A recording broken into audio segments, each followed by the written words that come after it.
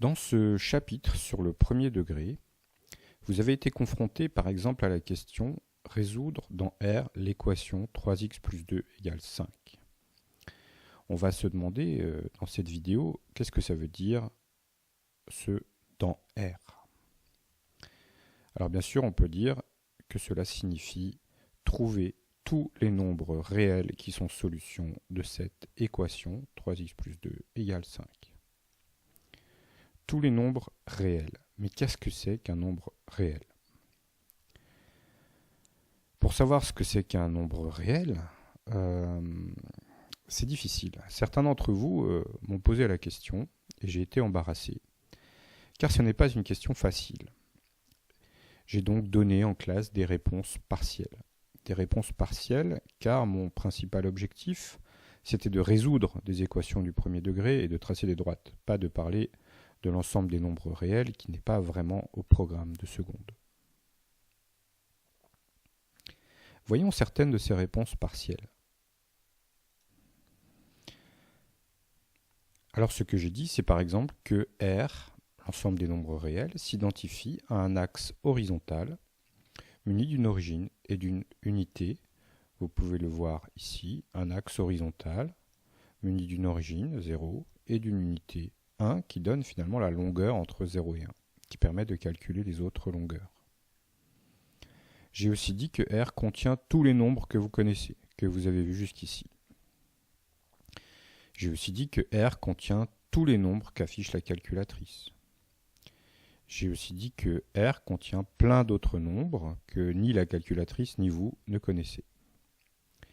Et on a dit également, quand on a parlé des intervalles, que R contient une infinité de nombres, et chacun des intervalles de R, même ceux qui n'ont pas de borne infinie, contiennent une infinité de nombres. Alors tout ça est un peu énigmatique. Et pour vous l'expliquer, je préférerais vous raconter une histoire.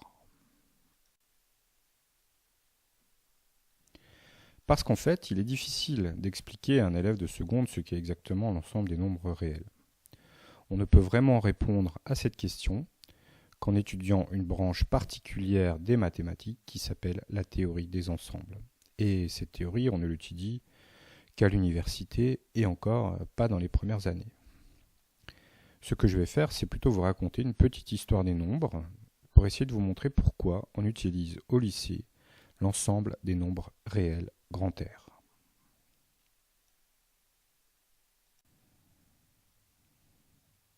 Cette histoire commence avec un autre ensemble, l'ensemble des entiers naturels qu'on appelle grand N. Qu'est-ce que c'est qu'un entier naturel? Un entier naturel est un nombre entier, donc sans décimale après la virgule, et ce nombre doit être positif. On dit alors que c'est un entier naturel, et l'ensemble de tous ces entiers naturels est noté grand N. On pourrait écrire grand N en mettant des accolades et en écrivant que dans grand N, on a 0, on a 1, 2, 3, 4, et tous les nombres qui viennent ensuite, les nombres entiers positifs. Par exemple, 4 est un entier naturel, puisqu'il est entier et positif, mais moins 2 n'est pas un entier naturel, parce qu'il est négatif. L'ensemble des entiers naturels sont appelés naturels, parce que tout simplement, c'est l'ensemble avec lequel les enfants apprennent à compter. Et qu'on l'utilise depuis, c'est difficile de dire depuis quand, depuis la nuit des temps, depuis sans doute les hommes préhistoriques, on compte les choses avec des entiers naturels. Le seul qui n'est pas vraiment naturel dans tout ça, c'est 0, puisqu'il a été inventé beaucoup plus tard, comme on va le voir. Le 0, lui, a été inventé dans l'Antiquité. On le retrouve chez les Babyloniens, 200 ans avant notre ère. Une notation 0 à l'intérieur d'un nombre. Donc par exemple, dans le nombre 304, on a un 0 au milieu, mais on ne le trouve jamais ni à droite du nombre ni à gauche. C'est en Inde qu'on a perfectionné la numérotation décimale, donc comme dans 304, et c'est là pour la première fois qu'on utilise le 0 comme un nombre et pas juste comme une notation pour séparer des chiffres. Ça se passe donc au 6e siècle avec un mathématicien indien qui s'appelle Brahmagupta. En Occident, en Europe occidentale, la transmission du 0 a été beaucoup plus tardive. La notation qui était utilisée en Inde du 0, elle a ensuite été transmise aux mathématiciens arabes ou perses.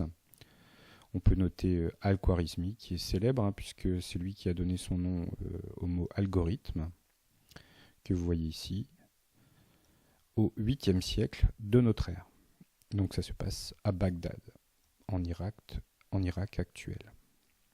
Ces mathématiciens arabes ont ensuite transmis par l'intermédiaire d'ouvrages et de traductions leurs connaissances en Europe. Et c'est seulement au XIIIe siècle, donc en plein Moyen-Âge, que l'on trouve chez Fibonacci, que vous voyez ici, l'utilisation du 0, qui est devenu, puisque Fibonacci était italien, de l'arabe cifre à l'italien zéphiro, qui est devenu en français 0.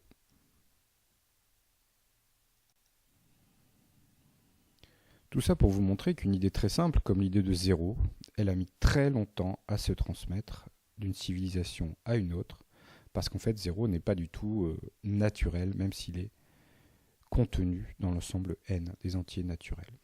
Alors l'autre problème des entiers naturels, c'est le problème des petits points. Le problème des petits points, c'est que j'ai dit que n c'était 0, 1, 2, 3, 4, 3 petits points. Alors ça c'est très bien, mais qu'est-ce que ça veut dire ces 3 petits points? Qu'est-ce qu'il y a derrière? Pour le savoir, il faut donner une définition rigoureuse des entiers naturels, une définition mathématique. C'est le genre de question qu'on ne s'est pas posée avant le 19e siècle. Et les premiers à répondre à cette question, c'était un autre Italien, Peano, que vous voyez ici, et un Allemand, Dedekind, que vous voyez ici. Tout ça s'est passé finalement assez récemment, au 19e siècle, avec la définition rigoureuse des entiers naturels que je ne vais pas développer ici parce que c'est quand même assez difficile. Les entiers naturels, c'est très bien, mais c'est un ensemble qui comporte des insuffisances que nous allons expliquer essentiellement deux insuffisances. Alors la première insuffisance de l'ensemble des entiers naturels, c'est que certains calculs sont impossibles avec des entiers naturels. Par exemple, si vous voulez faire 3 moins 5, bien sûr ça fait moins 2, mais moins 2 n'est pas un entier naturel. Donc si on ne connaît pas autre chose que les entiers naturels, on ne peut pas donner de résultat à ce calcul. C'est pareil pour 5 divisé par 3, ça ne donne pas un entier naturel. Ou c'est pareil pour racine carrée de 2, ça ne donne pas un entier naturel. Donc les entiers naturels, c'est bien pour compter. Quand on a le 0, c'est encore mieux. Mais pour calculer, c'est insuffisant. Il va donc falloir inventer un nouveau genre de nombres qui s'appelle les nombres rationnels. Les nombres rationnels, ce sont les nombres que d'habitude vous appelez les fractions. On note l'ensemble des rationnels, des nombres rationnels Q. Donc les nombres rationnels servent à répondre à la question par exemple 5 divisé par 3. Par exemple, si vous faites un dessin comme celui-ci, vous avez une situation de Thalès avec des droites rouges parallèles, des longueurs qui valent 1 sur la droite oblique, et sur la droite horizontale, vous avez des longueurs que vous voulez calculer. Et bien sûr, la réponse, c'est 5 divisé par 3 d'après le théorème de Thalès. Donc vous voyez qu'on peut construire des grandeurs géométriques, des segments qui ont pour longueur autre chose que des entiers naturels.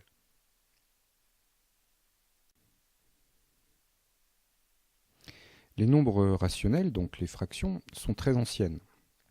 On en trouve des traces déjà 3000 ans avant notre ère. Dans la région de Sumer, donc dans l'Irak actuel, on retrouve les premières représentations de fractions pour des cas particuliers. Ces fractions, elles sont faites avec des petits dessins, comme ceci, elles ne sont pas encore marquées comme aujourd'hui. Mais c'est la même signification. Donc bien avant de connaître les nombres à virgule, très longtemps avant, on connaissait déjà les fractions, bien avant les nombres décimaux, donc les nombres à virgule. Par exemple, dans un papyrus, le papyrus Rind, qui date d'environ 1500 ans avant notre ère, on trouve un problème qui est numéroté, problème 24, où on demande un nombre augmenté de son septième vaut 19. Quel est ce nombre? Alors typiquement la réponse, si vous la cherchez, ça sera une réponse sous forme de fraction, et on parle ici d'une fraction, le septième. Alors la réponse, c'était 133 huitièmes, si vous l'avez calculé. Et donc les nombres rationnels peuvent s'écrire sous la forme d'un quotient A sur B. Le trait de fraction représente une division, mais une division qu'on n'effectue pas. On garde le nombre sous forme de fraction. Puisque si on l'effectue, on ne trouve pas un nombre entier. Alors si on ne connaît pas d'autres nombres que les nombres entiers, on est bien obligé de garder la fraction. L'ensemble des entiers rationnels, je l'ai dit, c'est l'ensemble Q, qui contient par exemple un tiers, 1 sur 3, c'est une fraction, qui contient 4, qui contient moins 4,8, c'est moins 48 divisé par 10, c'est donc une fraction. Par contre, il ne contient pas le nombre racine de 2, comme ça peut se démontrer, mais je ne vais pas le faire ici. Alors, regardons un petit peu ce mot rationnel, qui désigne donc les fractions. Ça vient donc du latin ratio, qui a donné en français ration, une ration de nourriture par exemple, qui a donné l'anglais rate, le taux, un taux d'accroissement par exemple, et qui a donné l'adjectif rationnel. C'est l'idée d'une division. Le mot rationnel a aussi donné le mot raison, la raison qui sert à réfléchir, en anglais reason, c'est l'idée de réfléchir. Dans l'Antiquité et le Moyen-Âge, les fractions ne sont pas vraiment considérées comme des nombres, mais seulement comme des rapports, comme des relations entre des nombres. Donc par exemple, la fraction 1 tiers, ça n'est pas un nombre au Moyen-Âge, mais c'est le rapport, la relation qu'il y a entre les nombres 1 et 3. Et c'est seulement dans le monde musulman, arabo-musulman, qu'on a, par exemple chez le Perse Omar Khayyam, les premières idées qui consistent à accorder le statut de nombre à tout rapport de grandeur. C'est-à-dire, par exemple, de penser 1 tiers non pas comme une relation entre 1 et 3, mais comme un vrai nombre, même si on n'effectue toujours pas la division. Mais revenons momentanément encore à l'ensemble des entiers naturels grand N, qui a une deuxième insuffisance liée à la soustraction. Si on veut faire 3 moins 5, et non pas 3 divisé par 5, comme tout à l'heure, et bien dans ce cas-là, on est bloqué, puisqu'on n'a pas de nombre, si on ne connaît pas les nombres négatifs, pour répondre à cette question. Et ça pose des problèmes concrets, par exemple en économie, dans le commerce, dans le domaine de la finance. Et donc ces nombres négatifs qu'il va falloir inventer, on en trouve une première allusion dans des textes indiens au 5e, 6e siècle de notre ère. Les nombres négatifs, dans ce cas-là, représentent des dettes et les nombres positifs des recettes. Donc c'est dans le domaine du commerce, de la comptabilité.